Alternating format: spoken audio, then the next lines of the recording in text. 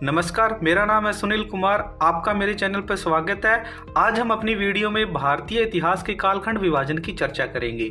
आए दिन प्रतियोगी परीक्षाओं के अंतर्गत बहुत सारे इतिहास के प्रश्न पूछे जाते रहे हैं। जब विद्यार्थी आमतौर पर इतिहास का अध्ययन करते हैं तो भारतीय इतिहास काफ़ी ज़्यादा लंबा होने के कारण इसका टाइम पीरियड, इसमें विभिन्न राजाओं, विभिन्न शासकों का समय काल और विभिन्न खंडों का समय काल याद रखना बहुत ही मुश्किल हो जाता है। परंतु अगर आपके माइंड में अगर इतिहास का एक रोड मैप बना होगा तो आप उसका अध्ययन आसानी से कर पाएंगे। जब आप इतिहास का पाठ्यक्रम पढ़ेंगे तो आपको उसमें इतनी कठिनाई नहीं आएगी, क्योंकि एक माइंड के अंदर रोड मैप बना होता है। तो आइए हम अपनी वीडियो में आज इतिहास के कालखंडों का विभाजन देखते हुए इतिहास में कौन कौन से वंशों ने किस किस समय शासन किया, भारतीय संस्कृति का विकास किस प्रकार हुआ एवं भारतीय इतिहास का कालखंड विभाजन किन किन सभ्यताओं से होता हुआ आगे बढ़ा।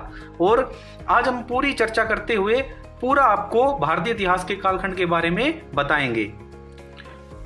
भारतीय इतिहास को सामान्यतः 3 कालखंडों में विभाजित किया गया है। जो कालखंड प्रथमतः है वो है प्रागैतिहासिक काल, दूसरा है ऐतिहासिक काल, अधैतिहासिक काल, तीसरा है ऐतिहासिक काल।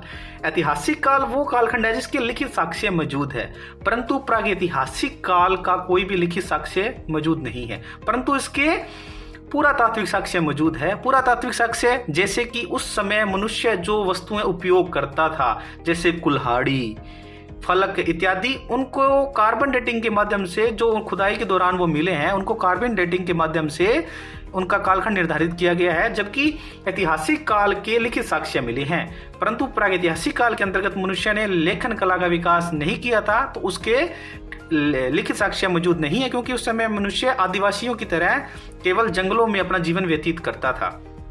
आधे ऐतिहासिक की काल की बात करें तो इसमें लिखित साक्ष्य तो मिले हैं, परंतु सीमित मात्रा में मिले हैं, बहुत ही सीमित मात्रा में। वो भी वैदिक सभ्यता के अंतर्गत जाकर सिंधु घाटी सभ्यता के अंदर भी लिखित साक्ष्य मिले हैं, परंतु वो भी पढ़े नहीं जा चुके हैं।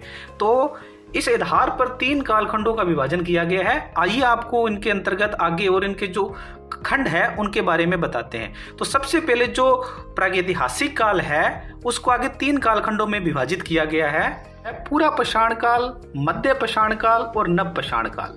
ये उनके संच पत्रों, औजारों के आधार पर इसको 3 प्रकार से बांटा गया है, जब मनुष्य ने अलग अलग प्रकार की वस्तुओं का उपयोग करना शुरू किया। पहला है पूरा पाषाण काल, जिसका काल निर्धारण किया गया है अज्ञात काल से लगभग 10,000 ईसा पूर्व तक। कुछ स्रोत इसे 8,000 ईसा पूर्व तक भी मानते हैं।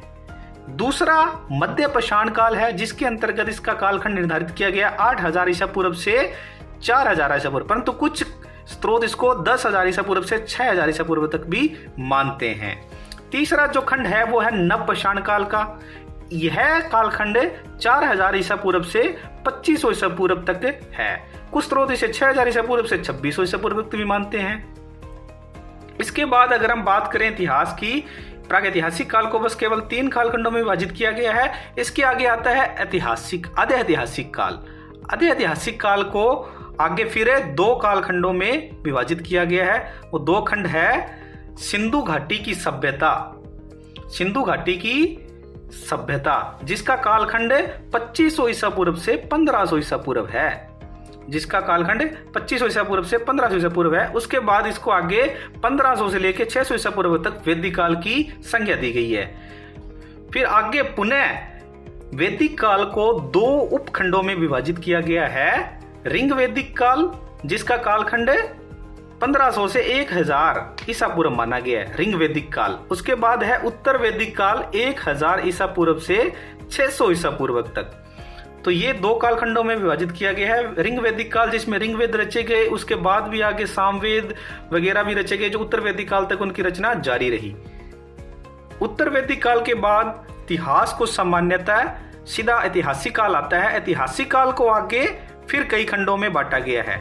सबसे पहले जो ऐतिहासिक काल को बांटा गया है वो है, जिसके लिखित साक्ष्य मौजूद थे ऐतिहासिक काल, उसे आगे बांटा गया है प्राचीन भारत का इतिहास। प्राचीन भारत का इतिहास का जो समय निर्धारण किया गया है 600 ईसा पूर्व, क्योंकि उत्तर वैदिक काल 600 ईसा पूर्व पर समाप्त हो रहा था, तो यहाँ से प्राचीन भारत के इतिहास की शुरुआत होती है। उसके बाद मध्यकालीन भारत का इतिहास, जिसका कालखंड 712 ईसा ईस्वी से 1707 ईस्वी तक है। उसके बाद आधुनिक भारत का इतिहास है जिसका 1707 ईस्वी से वर्तमान काल तक चल रहा है। तो आगे प्राचीन इतिहास का जो भारत का जो 600 ईसा पूर्व से 712 ईस्वी तक है उसको आगे साम्राज्यों के आधार पर कई खंडों में विभाजित किया गया है। जैसे सबसे पहला है महाजनपद काल, जो 16 महाजनपदों का जिक्र आता है वो यही महाजनपद काल है। उसके आगे है मगध साम्राज्य। मगध साम्राज्य की नींव 600 ईसा पूर्व से 300 ईसा पूर्व तक ये साम्राज्य चला। उसके उपरांत मगध साम्राज्य के बाद आया मौर्य साम्राज्य। मौर्य साम्राज्य जो 322 ईसा पूर्व से 184 ईसा पूर्व तक चला, और मौर्यों के बाद का जो काल है उसे जिसे मौर्योत्तर काल कहते हैं वो 184 ईसा पूर्व से 319 ईस्वी तक चला। मौर्योत्तर के काल के बाद गुप्त साम्राज्य आया। गुप्त साम्राज्य जो 319 ईस्वी से 550 ईस्वी तक चला। इसके बाद हर्षवर्धन का काल आया जो 606 ईस्वी से 647 ईस्वी तक चला। तो यही जो प्राचीन भारत का इतिहास था जो 600 ईसा पूर्व से 712 ईस्वी तक था उसे अलग अलग साम्राज्यों के आधार पर कालखंड में विभाजित किया हुआ है। मध्यकालीन भारत को आपने फिर आगे कई 2 कालखंडों में विभाजित किया है। पूर्व मध्यकालीन जो 8वीं ईस्वी से लेकर 13वीं शताब्दी तक है, 8वीं शताब्दी से लेकर 13वीं शताब्दी तक। उसके बाद इसको उत्तर मध्यकालीन में बांटा हुआ है जो 13वीं शताब्दी से लेकर 18वीं शताब्दी तक का जो काल है उसको। अब पूर्व मध्यकालीन जो इतिहास है उसको आगे फिर उत्तर भारत का है, दक्कन का है, दक्षिण भारत का है। उत्तर भारत जो गंगा यमुना का दोआब है वो क्षेत्र हो गया, और दक्कन हो गया जो महाराष्ट्र का एरिया है, आगे जो बीच में मध्य प्रदेश का एरिया है वो वाला एरिया, और दक्षिण भारत जो तमिलनाडु और कर्नाटक साइड का एरिया है उसको। तो जो उत्तर भारत में थे तो पाल, सेन, प्रतिहार, राजपूत ये महत्वपूर्ण वंश यहाँ पे निकल के आए। उसके बाद यहाँ पे चौहान और नीचे दिल्ली सल्तनत, ये 2 महत्वपूर्ण यहाँ पे राजवंश निकल के आए। दक्कन का जो पठार था, जो दक्कन का एरिया है वहां पे 2 साम्राज्य विशेषतः निकल के आए थे, चालुक्य और राष्ट्रकूट।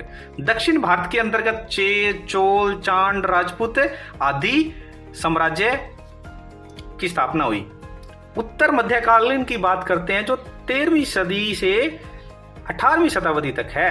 तो उत्तर भारत के अंतर्गत यहाँ पे राजपूतों, दिल्ली सल्तनत, मुगल इनका राजवंश आया। दक्कन के अंदर बात करें तो विजयनगर, बहमनी और मराठा राजवंश आए।